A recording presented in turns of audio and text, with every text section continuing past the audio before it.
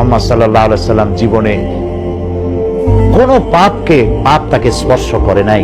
লোকেরা গান শোনে, বাজনা শোনে, একবার যুবকেরা তাকে ধরল, মুহাম্মদ সাল্লাল্লাহু আলাইহি ওয়াসাল্লাম তুমি বড় নিরস মানুষ, এক জায়গায় বসে থাকো, যুবক মানুষ, চলো না আজকে অমুক জায়গায় গান আছে, নাচ আছে, খুব ভালো ভালো নাচ হবে, গান হবে, তুমি যাবে, চলো।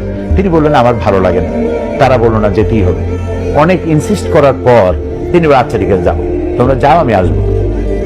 সবাই গান শুনতে গেল।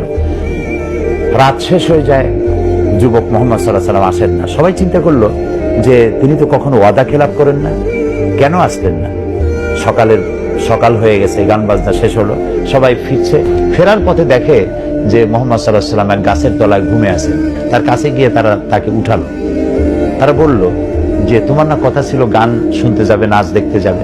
তিনি বললেন আমি তো কথা দিয়েছিলাম, তো যেতে গিয়ে প্রতিমধ্যে এই জায়গায় এসে আমার কেমন যেন শরীরে অবসাদ এলো, আমার ঘুম পেল, আমি ঘুমিয়ে পড়লাম। তোমরা যদি না উঠাতে, না জানি আরো কতক্ষণ ঘুমাতাম। অর্থাৎ অলক্ষ্যে আল্লাহ তাআলা তাকে ঘুম পাড়িয়ে দিলেন, অলক্ষ্যে তাকে জানিয়ে দিলেন, হাবিব এই কাজ তো আপনার জন্য নয়, আল্লাহ তাকে হেফাজত করেছে।